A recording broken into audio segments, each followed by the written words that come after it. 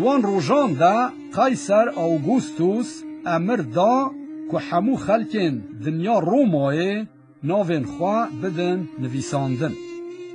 دوی دمه دا گاوا کورینیوس سردار سوریه بو، اف هجمارتنا پیشی بو که هات کرن.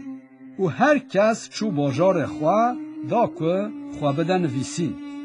و سفجی جباجار نصرتا جلیله شو بیت لحمه باجار داود لجهوستان چمکی او جمالا داود و جباوک ویبو او چو و داره دا که خواه درگستیا خواه مریم را بده نویسین درگستیا ویجی بزارو بو گاوا او لبیت لحمه بون دما زاروک آنینا وی هات وی کره خواه یه نخوری آنی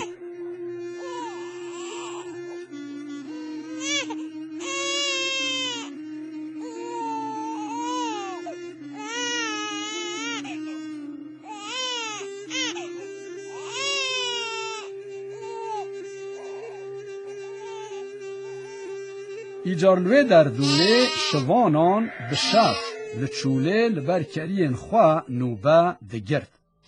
ملیاکت کی خودان لوان خویابو و رومتا خودان هاویردورا وان کر روناهی. ترسا که مازن کت سروان.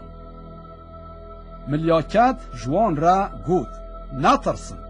از حاتمه که از مزگینی شابونه که مازن بدم و که جتواهی خلکه رaya.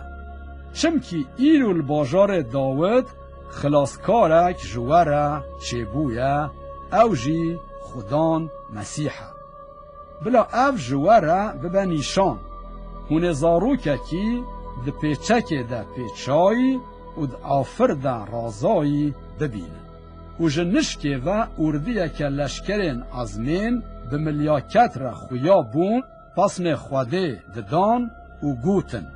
لبلنداهیان جخواده را رومد و لسر عرده لسر وانین که خواده جوان رازیه سلامت. چاخ ملیاکت جدور وان هلکشیان ازمین شوانان جهو را گود.